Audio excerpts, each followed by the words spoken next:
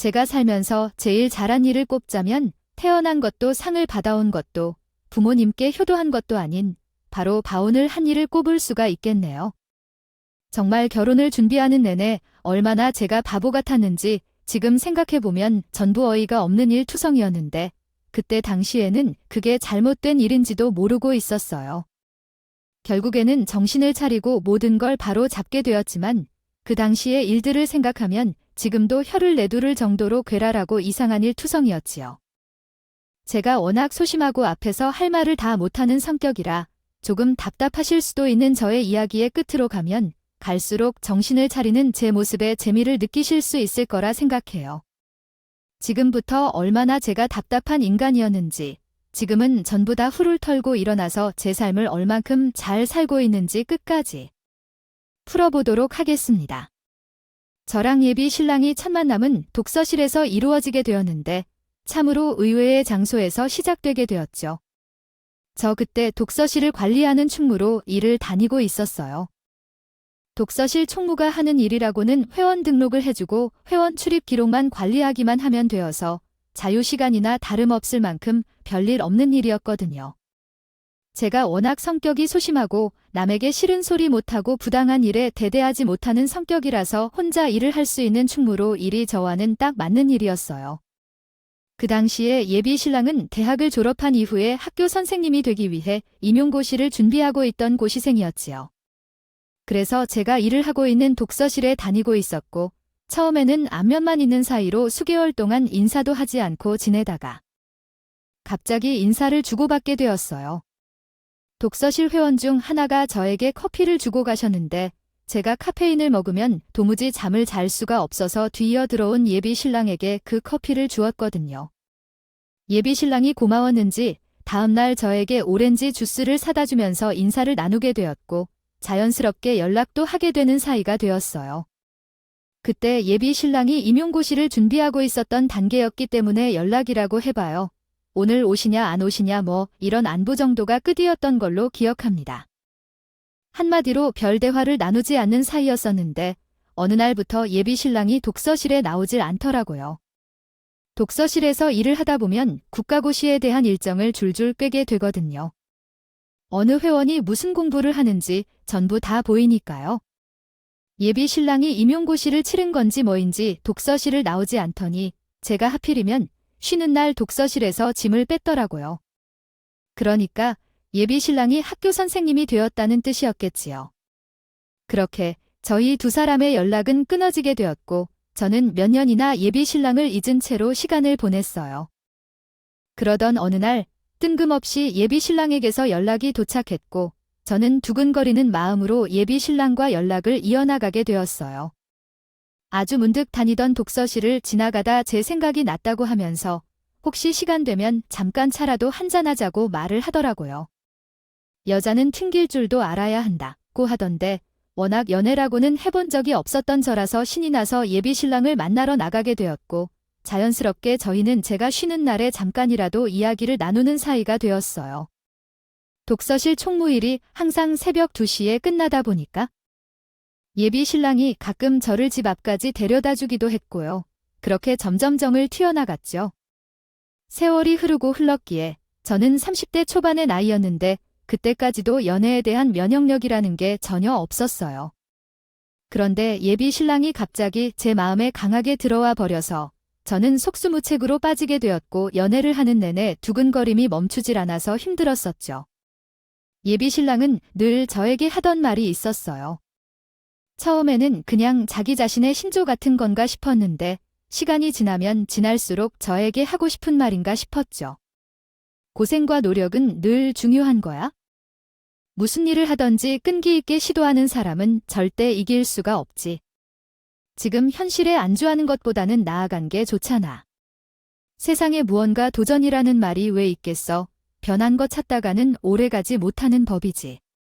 우리 엄마도 나를 엄청 고생하시면서 귀엽거든. 어머님께서 자기를 키우느라 고생하셨었구나. 세상에 고생하지 않은 부모가 없긴 하지만 그래도 자기는 유난히 각별하게 생각하는 것 같아. 그렇지 뭐, 우리 엄마가 혼자의 몸으로 나를 엄청 힘들게 키웠거든. 내 기를 죽이지 않으려고 무던히 애를 쓰셨어.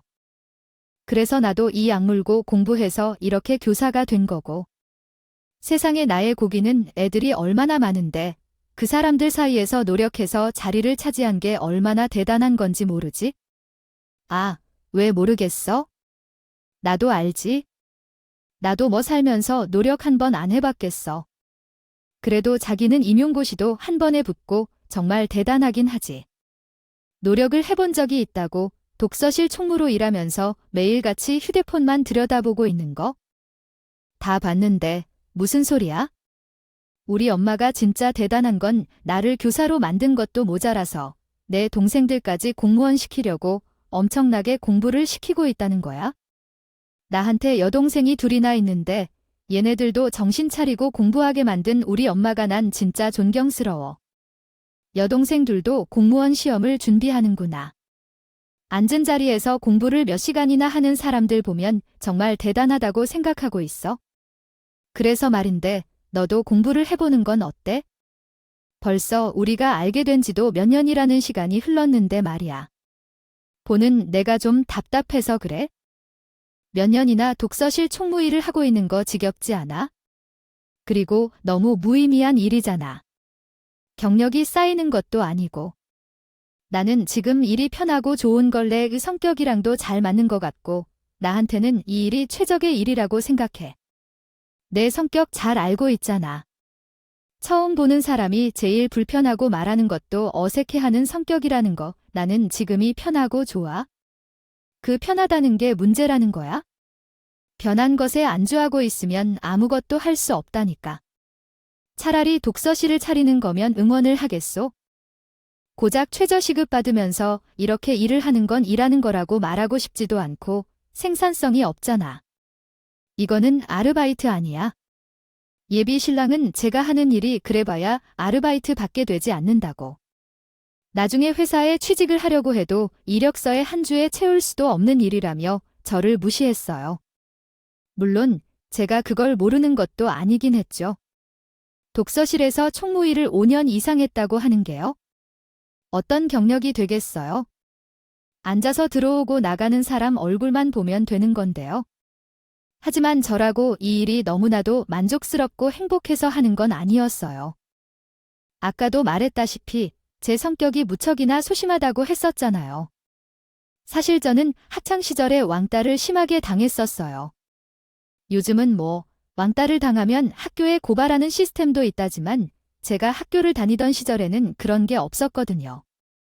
저를 만만하게 본 동급생들은 처음에는 가볍게 저를 놀리는 걸로 시작을 해서 나중에는 정말 본격적으로 저를 괴롭혔죠. 저는 그 일로 인해서 대인기피증을 앓게 되었고 모르는 사람과 대화를 하거나 눈을 마주치는 게 힘들고 어색해서 불편함을 무척이나 느껴요. 그런 제가 처음 보는 사람이 수두룩한 회사에 어떻게 취직을 해서 일을 할 수 있겠어요? 독서실에만 있더라도 장기간 다닌 사람들이야 안면을 쳤기 때 인사라도 나누고 간단한 이야기도 나눈다고 하지만 새로운 사람들은 무서워서 자꾸 피하게 되더라고요. 5년 이상 일을 한 저의 공간에서도 이렇게 소심하게 구는데 회사 취직은 정말 꿈에도 못 꿀 이야기였죠. 저희 부모님도 이 사정을 전부 알고 계셨고 저에게 회사에 취직해라 따답하지도 않았어요.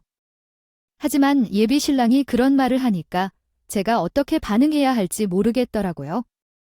독서실에 취직을 한 것도 정말 우연한 기회였고 독서실 특성상 다른 사람과 대화를 할 일이 회원 등록하는 날밖에 없기에 이 일이 제일 잘 맞는 일이었고요. 우리 부모님께서도 제가 나가서 용돈이라도 벌어서 쓴다는 것 만족하셨기 때문에요. 저는 이 일을 그만둘 생각이 전혀 없었어요. 그러니 예비 신랑과 일에 대한 문제로 더욱 부딪힘이 생기곤 했었죠. 예비 신랑은 저에게 생산성을 들먹이면서 노력과 끊기면 모든 것을 해낼 수 있다고 했고 저에게 강요 아닌 강요를 했어요. 처음에 저는 예비 신랑이 저를 생각해서 하는 말이라고 생각하고 귀담아 들으면서 제 사정에 대해 몇 번이나 이야기를 했죠. 하지만 나중에는 이 사람이 자기 취향대로 저를 입맛에 맞게 굴리려고 하는구나 하는 생각을 지울 수가 없더라고요.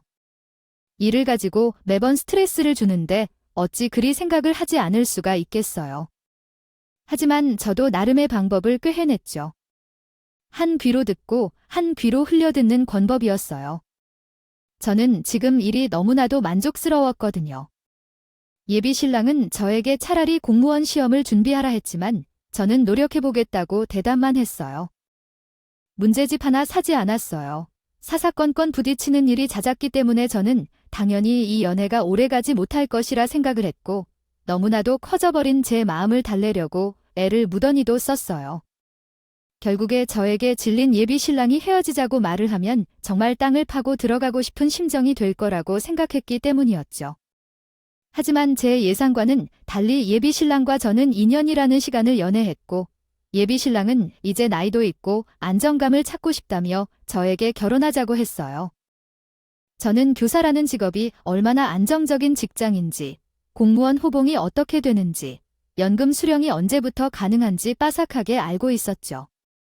속물이라고 생각해도 어쩔 수 없지만 노후가 보장되어 있는 직업이라고 생각했고 많은 사람들에게 존경받는 직업이라고 생각하고 있어요. 당연히 예비 신랑이 프로포즈를 거절할 이유도 없었고 오히려 저와 평생을 생각하고 있다는 말이 감동적으로 느껴지게 되었죠. 내가 내년에 다른 학교로 발령이 나기로 했어. 그래봐야 집에서 멀지 않은 곳이라 우리가 떨어져야 할 이유는 없지만 그래도 그 전에 결혼을 해서 새로운 환경에 적응하는 게 우리 둘 사이에 더 좋은 일이라고 생각했어. 나를 믿고 기다려준 것도 고맙고 나와 결혼해주겠다고 말해줘서 고마워. 나도 자기랑 평생을 함께 그리며 사는 게 행복하게 다가왔어. 내년을 내가 새로운 환경에 적응하게 되면 무척이나 예민해질 수도 있지만 당신이라면 나를 잘 받아줄 것 같아. 저희들은 서로에게 웃음을 나눌 수 있는 사람이 되기로 했고 자연스럽게 시댁에 먼저 인사를 드리러 가기로 약속을 잡았어요. 그런데 시댁에 방문하기 며칠 전부터 남편이 저에게 신신당부를 하면서 이야기를 하더라고요. 엄마가 나를 많이 힘들게 키워주셨다고 말씀드렸죠. 그러므로 난 자부심이 큰 사람이에요. 엄마는 나를 믿고 대단한 사람으로 생각하시기에 엄마를 건드리는 것은 내 자존심을 상처 주기도 하고 얄밉게 할 수도 있어. 결혼하고 싶지 않다며 영원히 엄마와 살자고도 하셨지만 아마 농담이었을 거라 생각돼요. 하지만 아들이 장가를 가야 한다고 생각하시는 게 당연하지 않을까요? 엄마를 제대로 이해하지 못해서 그래요? 엄마가 어떤 말을 하더라도 고개 숙이고 바짝 숙여 있으면서 절대 반문 말고 잘았다고 하면 돼요. 이유가 있기 때문에 그런 거겠죠. 아마 지금 하는 말들도 이유가 있을 테고 그를 이해하기 힘들어하고 있어요. 엄마를 만나보면 뭔가 이해가 될 거예요. 엄마는 공무원이 이 세상에서 제일 좋은 직업인 줄 알고 사시는 분이거든. 당연히 교사인 나에게 엄청난 자부심을 가지고 있으니까 일부러 당신을 더 몰아붙일 수도 있다고. 아무튼 꼭 명심해. 전 솔직히 예비 신랑의 말에 엄청나게 긴장을 하게 되었어요. 예비 시어머니를 처음 보는 것도 긴장이 되는데 말까지 저렇게 무섭게 경고를 하고 있었으니까요. 가뜩이나 새로운 사람을 만나는 환경에 적응하지 못하고 긴장감에 땀을 줄줄 흘리는 편인데 속까지 부글부글 배탈이 난 것 같은 생각이 들었죠. 그렇게 약속된 날짜에 예비 시어머니를 처음 만났는데 얼굴에서부터 느껴지는 포스가 장난이 아니더라고요. 네, 예비 신랑이 말대로였어요. 얼굴에서 느껴지는 산전수전과 억척스러움이 딱 와닿는데 순간 숨을 헉소리 나게 들이켰죠. 홀몸으로 애를 셋이나 키운 것도 모자라 남편을 교사로 만들었다는 것에 대한 자부심이 어마어마하신 분이셨어요. 저랑 대화를 나누는 내내 우리 아들 하시면서 예뻐 죽겠다는 얼굴로 예비 신랑을 바라보고 계셨거든요. 우리 아들이 학창 시절에 말이야 얼마나 대단했는 줄 아니 상이라는 상은 다 휩쓸어왔어. 난 과학자가 되는 줄 알았지 뭐냐. 아, 우리 아들이 대학 다닐 땐 또 장학금 척척 받아왔지? 우리 아들이 교사 시험도 한 방에 떡하니 붙지 않았겠니? 예비 신랑에 대한 이야기를 할 때마다 입가에서 웃음이 떠나질 않는데 정말로 아들만 보고 살아온 사람이구나 싶은 생각이 들었어요. 인터넷에서 본 이야기로는 그런 시댁을 제일 조심해야 한다고 들었는데 저는 예비 신랑에게 너무나도 빠져 있었기 때문에 그런 말은 싹 지워진 뒤였죠. 어느 정도 아들 자랑이 끝나서인지 아니면 본격적으로 대화를 시작하려고 하시는 건지 저에게 모든 화살을 쏟아내시더라고요. 독서실에서 감독하는 일을 한다고 들었는데 총무인가 뭔가 크게 돈은 좀 되니? 그건 직업이라고 하기에도 애매하구나. 참편 변치 않아. 아내가 우리 딸들도 공부시키고 있는 거 알지? 너도 따라가서 공무원 시험 준비해보는 게 어떻겠니? 내 평생 소원이 사자 붙으며 느려는 거였다. 예비 시어머니가 저에게 와다다 쏟아내시는데 제가 워낙 그런 상황에 대해 긴장을 하는 편이고 대인기피증에 소심하기까지 짝이 없지 않겠어요. 저도 생각을 잘 정리해서 똑부러지게 대답을 하고 싶었지만 그러지 못하고 계속 말꼬리를 늘리면서 그게요 하면서 대답을 했어요. 저도 제가 참 모자라 보인다는 생각을 하고 있었는데 가뜩이나 제 대답이 시원치 않으니까 예비 시어머니가 인상을 팍팍 쓰면서 혀를 하시더라고요. 아유, 어디 말 하나 제대로 못하는 모자란 애를 데리고 와서 결혼을 하겠다고 해. 내가 이런 꼴 보겠다고. 너 교사 만든 줄 아니? 마음에 드는 게 하나도 없구나. 우리 딸들이 공무원 시험을 몇 년째 하고 있는데 말이야. 내가 일하는 독서실이 이 동네에서는 최고로 좋은 곳이라고 하대. 그 총무인지 뭔지가 관리하는 거라던데 우리 딸들 자리 2개만 맡아주면 좋겠구나. 남편의 여동생 둘은 사실 공부하는 거리가 멀었는데 시어머니의 등살에 떠밀러 억지로 공무원 시험을 준비하는 중이었거든요. 매달 나가는 독서실 비용이 아까웠던 것인지 뭔지 저에게 자리를 내어 달라고 하시면서 말을 하시는데 제 독서실도 아닌데 그게 제 마음대로 될 리가 없잖아요. 난생 처음 똑부러지게 원칙적으로 안 되는 거라 해드릴 수 없다고 하니 기가 막힌 듯이 웃으면서 가족끼리 원칙 따지고 있냐고 하시더라고요. 그 대답만 똑바로 말을 한 게 더 괘씸하신 건지 뭔지 예비 시어머니는 저에게 대놓고 며느리 테스트를 봐야겠다면서 시간을 내라고 하셨어요. 저는 당연히 너무나도 황당했지만 예비 신랑은 중재할 생각도 없이 제 옆구리를 찌르면서 빨리 대답을 하라고 재촉을 하더라고요. 저는 너무나도 어이가 없었지만 예비 신랑을 진심을 다해 사랑하고 있었고 결혼을 하고 싶은 마음에 예비 시어머니가 시키는 대로 해야만 했어요. 제일 처음 하게 된 테스트라는 것은 시장에서 저에게 과일과 채소 좋은 걸 고르라는 것이었습니다. 아, 이게 무슨 쌍팔년도에나 있을 법한 일인가 싶으시죠? 그런데 말입니다. 그 일이 저에게 실제로 일어났다고요. 시장에 떡하니 세워두고는 제 눈에 좋아 보이는 것들을 골라오라고 하시더라고요.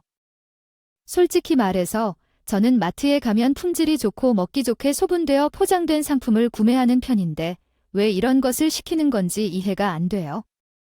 하지만 예비 시어머니가 저에게 처음 시켜주신 것이라 거절하기 어렵더라고요. 눈을 번뜩이며 싱싱해 보이는 것들을 골라내기 시작했죠. 누구보다도 꼼꼼하게 선별하겠다는 다짐으로 장바구니를 채워 계산을 마치고 돌아왔더니 예비 시어머니가 제가 고른 과일과 채소를 보며 혀를 찬찬히 내둥거리더라고요. 이거 여기부터 시들어서 쓸모없고 여기 좀 보세요. 이거 줄기가 다 시들었네. 이건 뭐? 식감이 딱딱해서 먹기 힘들겠죠. 그러더니 제가 보는 앞에서 구매한 최소량의 물건들을 쓰레기통에 버릴 순 없겠죠. 저는 계산까지 끝낸 식재료들을 버리는 건 아까워요. 왜 그냥 버리는 건지 이해가 안 돼요. 있는 거라 파는 거 아니겠냐고 했죠. 우리 아들을 내가 얼마나 귀하게 키웠는데 이렇게 후진 걸 먹이겠다는 소리를 해. 아주 생각하는 거 하나하나 마음에 드는 게 없구나. 그러더니 2번째 테스트를 보겠다면서 저를 시댁으로 끌고 가시더라고요. 이번에는 내가 내 며느리의 손맛을 한번 살펴봐야겠으니까. 아, 이거 재료 가지고 육개장 한 번만 들어봐라. 남는 거 가지고는 메인 요리도 하나 만들어 놓고 그러더니 저에게는 관심도 없다는 듯이 거실을 떡하니 앉으시는 게 아니겠어요. 저는 갑자기 던져진 앞치마를 들고 황망하게 서 있었어요. 제가 시댁 살림에 대해 아는 게 뭐가 있겠어요? 조미료가 어디에 있는지, 냉장고에 뭐가 있는지 아무것도 모르고 요리 자체도 몇 번 해본 적이 없었어요. 가정적인 저희 아버지께서는 늘 항상 어머니와 함께 부엌에서 요리를 하셨기 때문에 저는 부엌에 갈 일도 별로 없었거든요. 거기다가 난이도가 최상이라는 육개장을 만들어 오라고 하는데 이걸 제가 무슨 수로 뚝딱 해내겠냐고요. 제가 레시피를 휴대폰으로 검색해서 하나하나 힘들게 하고 있는데 시어머니는 또 언제 온 건지 갑자기 제 등짝을 팍 때리면서 말하시더라고요. 너는 내 말이야. 육개장 하나 못 끓이면서 어떻게 결혼하겠다고 설치는 게요. 우리 아들이 제일 좋아하는 게 육개장인데 당연히 이런 거 하나쯤은 눈 감고도 만들 줄 알아야 하는 거 아니냐? 너는 교사 와이프가 될 자격이 없다. 자격이 돈이라도 척척 벌어오던가 직업의 명성이라도 있던가? 내조를 잘하든가 하나쯤은 해야 하는 거 아니냐. 저는 정말 노력을 해서 만들고 있었는데 시간이 오래 걸린다는 이유로 이런 취급을 받아야 한다는 게 한탄스러웠어요. 각고의 노력을 한 끝에 힘들게 육개장을 몇 시간에 걸쳐서 만들었더니 이번에는 메인 요리가 준비되어 있지 않다는 것으로 화를 내시더라고요. 우리 아들이 결혼하고 나면 바싹 마르겠네. 맨날 배달 음식만 먹는 거 아니냐 하면서 저를 꾸짖는 소리는 쉬지 않고 뱉어내시더라고요. 예비 신랑에게 이미 면역이 되어 있어서 웬만한 잔소리는 한 귀로 듣고 한 귀로 흘릴 수 있었지만 이거는 치매도 너무 심해서 무시가 안 되더라고요. 어머님, 제가 더 이상은 요리에 대해 소질이 없어서 그런 건지 힘들어서 메인 요리까지는 못하겠어요. 어머님이 도와주시면 안 돼요? 아주 시작부터 나를 부려먹을 생각을 하고 있는 게 괘씸하구나. 체력도 꽝이요. 열의도 꽝이야. 아주 꽝 덩어리야. 운동을 해서 체력을 키워. 독서실 총무인지 뭔지도 쓰잘데기 없다. 일 때려치우고 공부를 좀 했으면 좋겠구나. 아, 노력해서 공부하면 뭐든지 될 수 있는 건 뭐랬니? 공무원이 되란 말이야. 공무원이 분명 테스트라는 것을 보러 온 건데 갑자기 또 공부를 해서 공무원이 되려고 하는 걸 봤을 때 예비 시어머니는 그냥 제가 마음에 안 드는 것 같았어요. 그 순간 퇴근을 하고 돌아온 예비 신랑이 저를 보고는 오늘이 그날이었냐? 며 예비 시어머니랑 히히덕거리며 이야기하더라고요. 순간 배신감 비슷한 기분이 들기도 했죠. 아, 저에게 이런 방구 말 한마디 없더니 예비 신랑은 이런 일이 벌어질 걸 미리 알고 있었다는 뜻이었으니까요. 나 일하고 와서 너무 피곤하다. 당신도 음식 마음대로라. 고생했어. 나 씻고 올 테니까 바로 먹을 수 있게 준비해줘. 너는 왜 또 멀뚱히 서 있냐? 우리 귀한 아들 말 못 들어서 배고프다고 하잖냐. 빨리 반찬 데우고 국 끓인 거 가지고 오너라.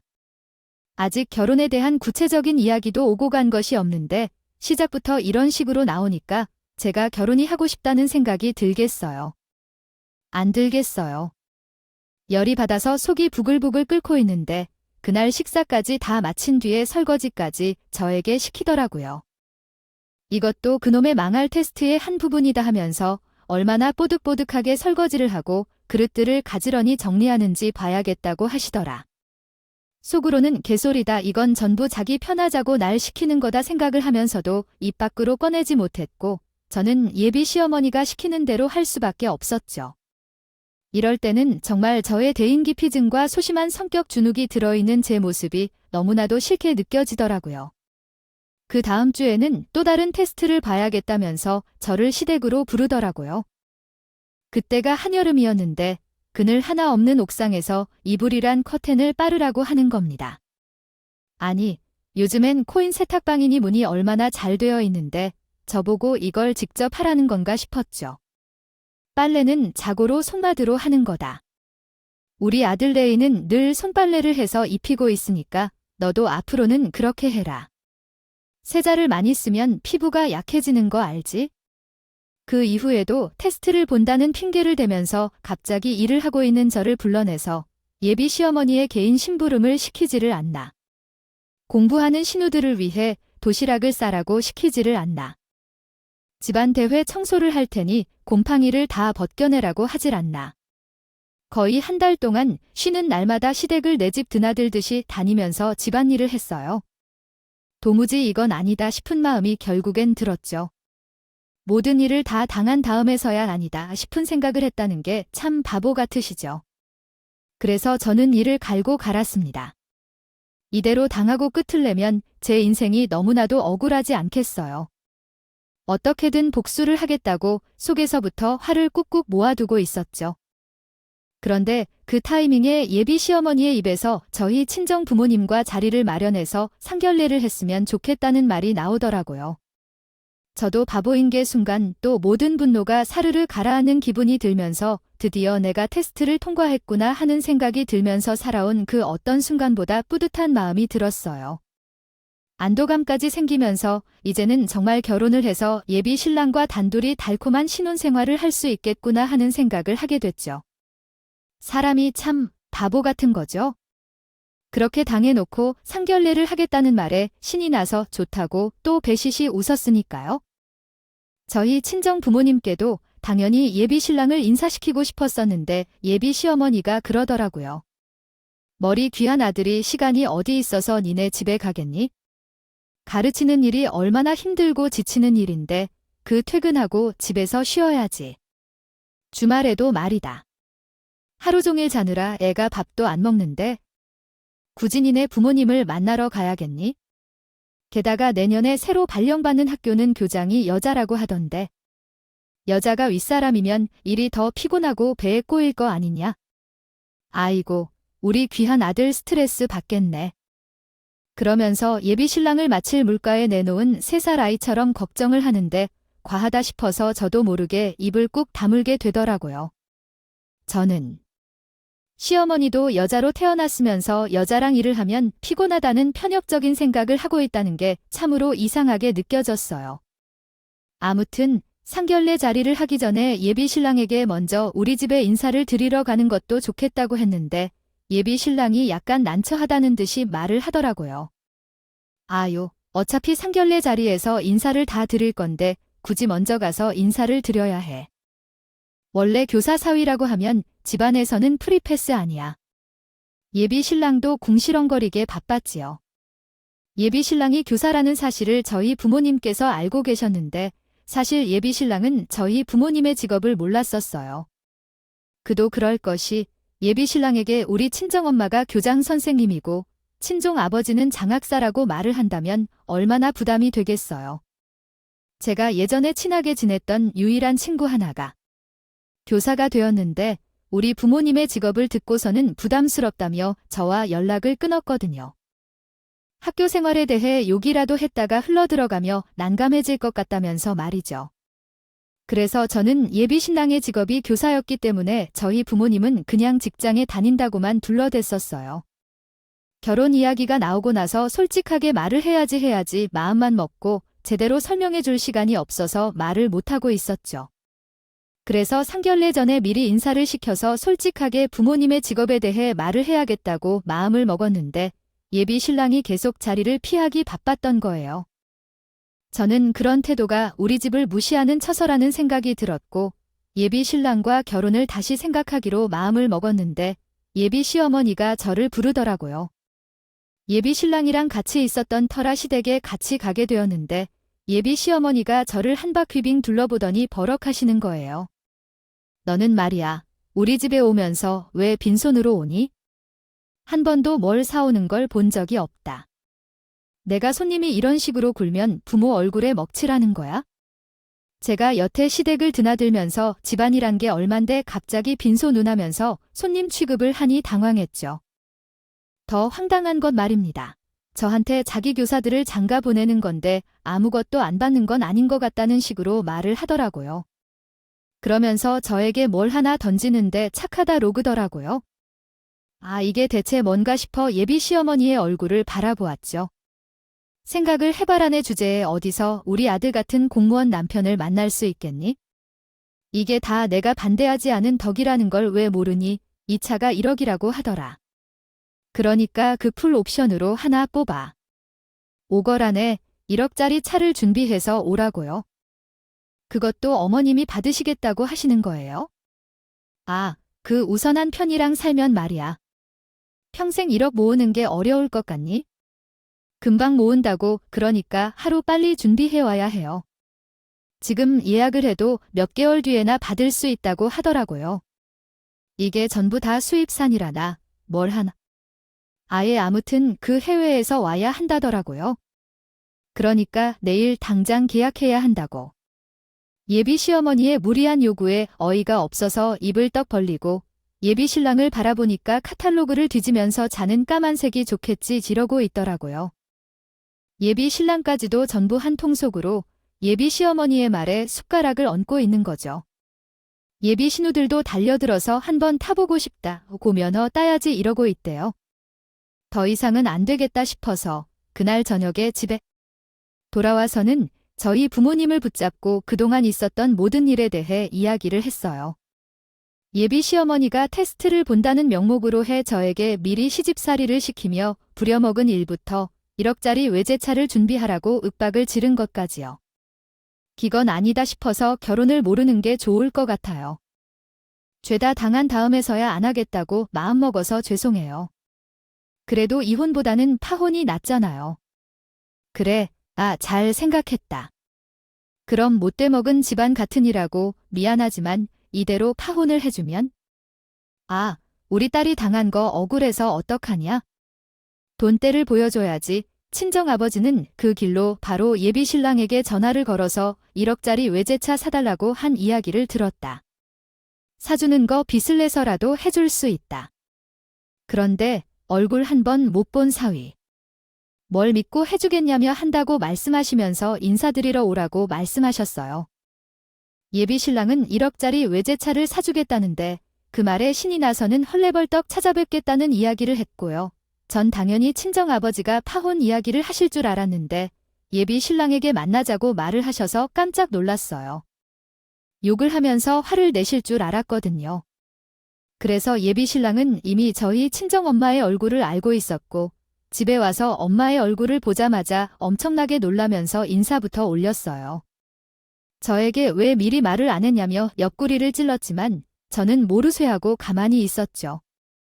이미 저의 친정 부모님은 남편에 대한 편견이 크게 자리 잡고 있었고 절대로 곱게 보내줄 수 없다는 결심까지 하고 계신 분이었으니 예비 신랑에게 따뜻한 모습을 보여주지 않으셨죠. 예비 신랑은 그것도 모르는 채 자기 인생이 다 폈다는 생각이라도 한 건지 뭔지 우리 친정 부모님 앞에서 아주 사탕발림을 시전하고 있더라고요. 친정 부모님께서는 예비 신랑에게 웃으면서 주말에 시간 되면 다시 한번 집에 오라고 말씀을 하시며 피곤할 테니까 집에 가보라고 춥게 그랬어요. 예비 신랑에게 밥 한 끼 대접하지 않고 쫓겨내니 예비 신랑은 모스키했지만 저는 부모님이 일이 바쁘시다고 둘러댔지요. 예비 신랑은 주말 아침 일찍 찾아오겠다고 말을 하면서 아주 신이 나서 집으로 돌아갔어요. 그날 밤에 예비 시어머니에게 전화가 와서는 갑자기 바뀐 말 들어 아주 상냥하게 저에게 살랑살랑 거리시더라고요. 아이고, 집안이 교육자 집안이었으면 미리 말을 하지 그랬니? 그것도 모르고 우리 며느리를 힘들게 했네. 우리 아들이 안 사더니 교장 선생님으로 재직 중이신 학교에 반영이 났다던데. 아이, 장모 사랑은 사위라잖니? 분명히 여자가 윗사람이면 일이 피곤해질 거라고 했던 사람이 말이 바뀌니까 어이가 없더라고요. 저는 성의 없이 내내 하고는 대꾸하고 이를 바득바득 갈았어요.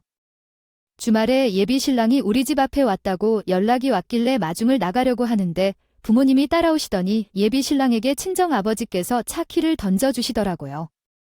내가 내비에 미리 목적지를 입력해놨으니 거기까지 운전을 하게.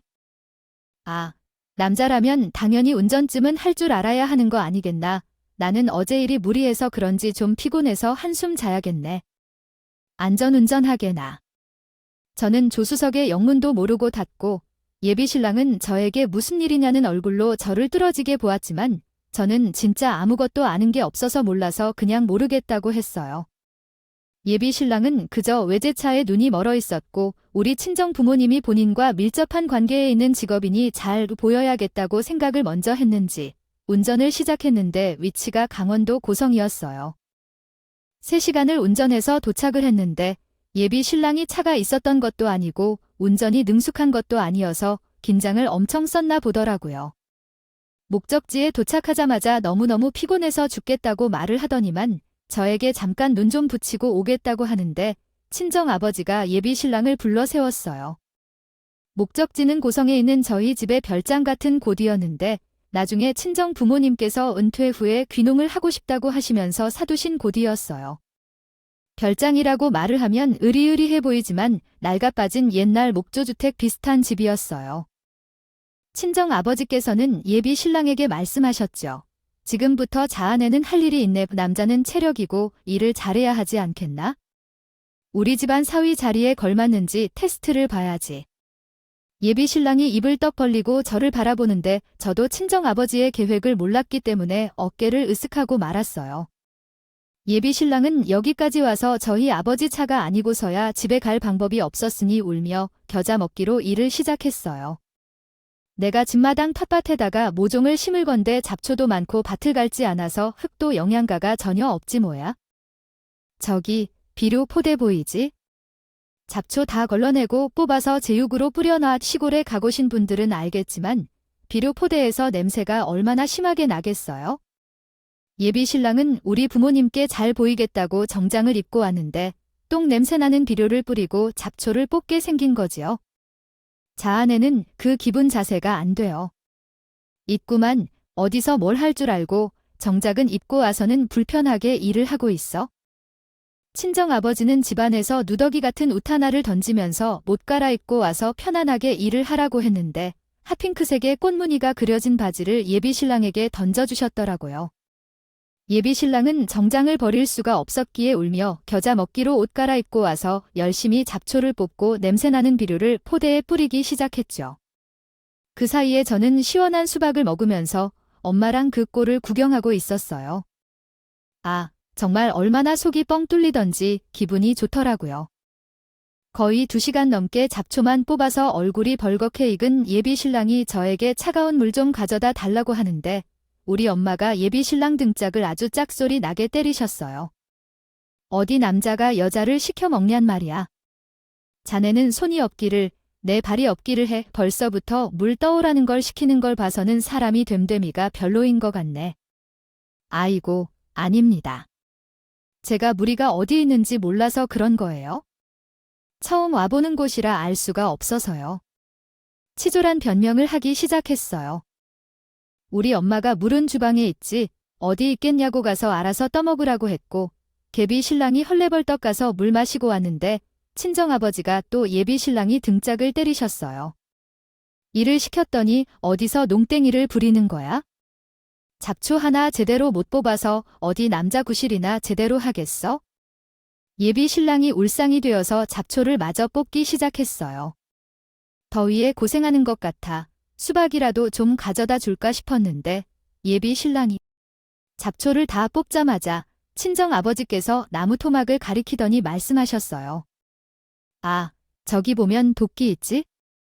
저거 다 땔감이니까 다 잘라놔. 우리 시골집이 아무리 옛날 목조주택이라고 해도 보일러가 다 있거든요. 그냥 예비 신랑에게 일을 시키려고 미리 준비한 거라는 걸 눈치챘죠. 예비 신랑은 땀에 온몸이 다 젖은 상태로 열심히 땔감 장작을 패기 시작했어요. 하지만 예비 신랑이 평생 공부만 했던 놈인데 힘을 쓸 줄 알겠어요. 그걸 놓치지 않고 친정아버지는 내내 옆에서 잔소리를 시작하셨죠. 넌 저거 이 정도 힘도 못 쓰면서 무슨 나란 일을 한다고 그래 이 정도는 해야 우리 딸이 든든하게 시집도 보내고 할 거 아니야. 장작까지 다 팬 다음에 예비 신랑이 더 이상 못하겠다고 평상에 누웠는데 친정아버지는 지치지 않고 예비 신랑을 일으켜 세웠어요. 거벌써 지치면 안 되지. 해가 지기 전에 집 수려야 하니까 망치 들고 따라오게나. 지붕에 물 새는 곳이 있는데 거기 수리 좀 해. 그러면서 사다리를 끌고 와서는 예비 신랑 보고 올라가라고 시켰어요. 저 이런 거 해본 적도 없고 손에 익질 않아서 못할 것 같은데요. 게다가 저 고소공포증도 있어요. 그런 것도 못하는 남자건 남자야. 앉아서 공부만 하면 다 한 줄 알아? 휴대폰에 검색이라도 해서 찾아보고 해. 예비 신랑은 벌벌 떨면서 지붕 위에 올라갔는데 지붕이 경사 가진 지붕이었거든요. 미끄러질까봐 무서웠는지 아무것도 못하고 덜덜. 그 꼴이 얼마나 웃기던지. 결국은 우는 소리를 내면서 못하겠다고 징징거리니까 친정아버지가 저거 덜 떨어진 놈이라면서 큰 소리로 비웃으셨어요. 근데 사실은 저희 아버지도 집은 고칠 줄 모르세요. 전문가가 하는 게 훨씬 낫다면서 사람 불러서 수리하셨었거든요. 해가 지나서 드디어 친정엄마가 고기라도 구워 먹자고 하시면서 예비 신랑 보고 마당에 나가서 불판에 고기 구워오라고 시키셨어요. 예비 신랑은 바베큐 굽는 기계에다가 열심히 고기를 굽고 예비 신랑이 구워온 고기를 저희 가족은 마당에 에어컨을 틀어놓고 맛있게 먹었어요. 예비 신랑이 마지막까지 다 구워왔다고 마지막 접시를 들고 왔는데 저희 가족은 이미 배부르게 먹은 뒤였어요. 그거는 자네 몫일세. 우리는 다 먹었으니까. 여기 와서 남은 반찬에다가 먹으면 되겠구만. 고기 하나는 잘 굽네. 예비 신랑은 해도 너무하다고 느낀 건지 씩씩거렸지만 우리 부모님 앞에서 무슨 화를 낼 수 있겠어요. 교장의 장학사 앞에서 한참 작은 교사인 거요. 그날 뒷정리까지 완벽하게 예비 신랑을 시키셨고 피곤했는지 눕자마자 코 골면서 자더라고요. 제가 아주 고소하다 하고 있는데 친정아버지가 자고 있는 예비 신랑 뺨을 때리셨고 전 또 너무나도 놀랐죠.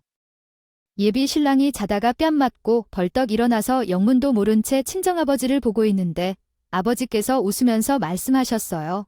코를 왜 이렇게 심하게 골아나는지 무슨 문제라도 생긴 줄 알고 깨웠네. 자네 코골이가 엄청나서 잠을 못 자겠으니 자에 가서 자. 그날 예비 신랑은 정말 차로 쫓겨나서 구겨져서 잠이 들었어요. 다음 날 아침 6시부터 비몽사몽 난리가 난 예비 신랑을 깨워서 서울까지 운전을 시키셨고요. 예비 신랑은 졸음을 참으며 카페인 들이부으며 운전을 하더라고요.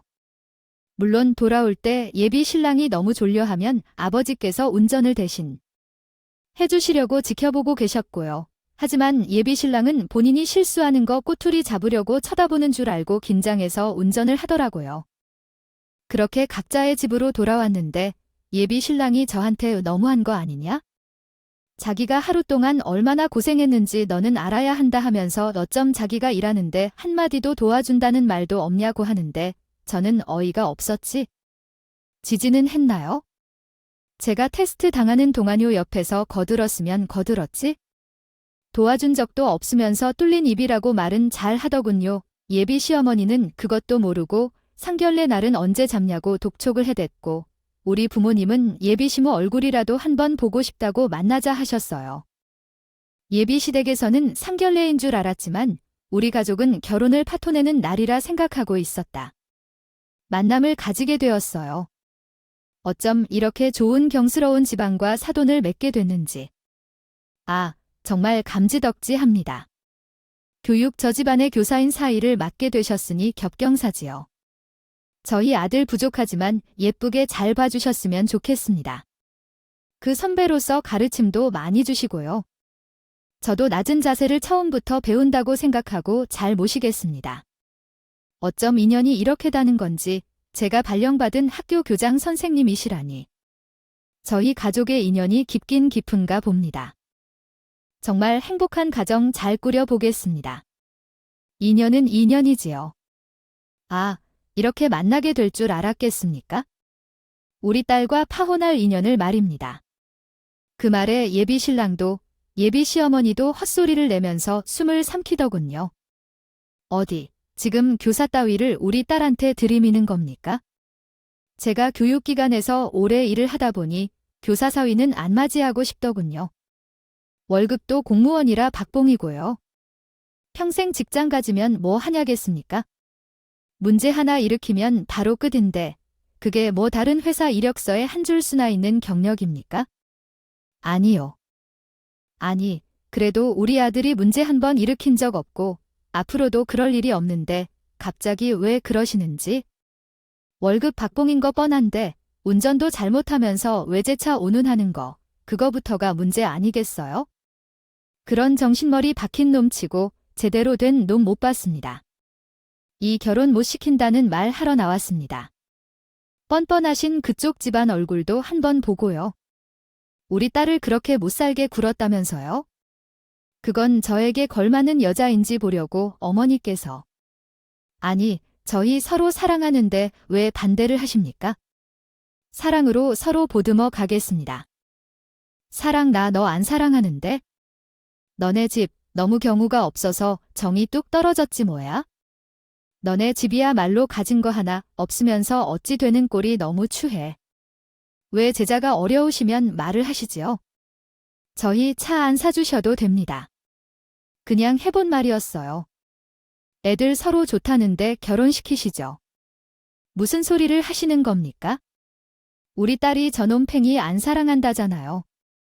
자네는 앞으로 학교에서 나를 보게 될 텐데 처진 잘해야겠어? 내가 좀 깐깐한 교정 선생님이거든. 원래 여자가 윗사람이면 까탈스럽다고 하잖아. 아이고, 그게 무슨 말씀입니까? 여자가 윗사람이면 좀 더 잘 챙겨줄 수 있고 어머니가 내 마음으로 쉴 수도 눈 감아 주실 수 있고 한 거지요. 그쪽 집안에서 그런 소리를 하고 다닌 걸로 알고 있는데요. 여자가 윗사람이면 일이 피곤해진다고 하셨다면서요. 우리 딸한테야 제가 한 번 일을 갈고 제대로 보여주겠어요. 피곤이 어떤 건지 말입니다. 그 말에 예비 신랑이랑 예비 시모는 잘못했다고 말을 하면서 이렇게 끝낼 수는 없다고 본인들이 욕심을 부려서 미안하다고 제 손을 잡으면서 사과를 했어요. 저는 소름이 확 끼쳐서 그 손에 뿌리쳤지요. 다들 아시죠? 공무원에게 그런 신고 접수 들어가게 되면 아주 난리 난다는 거요. 거기다가 예비 신랑의 최고 상사가 저희 친정엄마잖아요.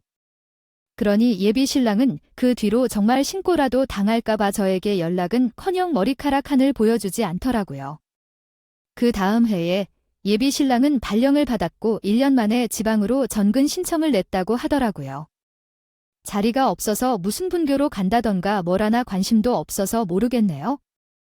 부모님의 손을 빌리긴 했지만 제가 당한 만큼 갚아주어서 정말 속은 시원합니다. 여러분들도 혹시 저와 같이 소심하거나 말 못하시는 분들이 계신다면 주변 가족들을 통해서라도 답답한 상황들 잘 이겨내시며 끝나가는 여름도 무사히 잘 보내시길 바라겠습니다. 감사합니다.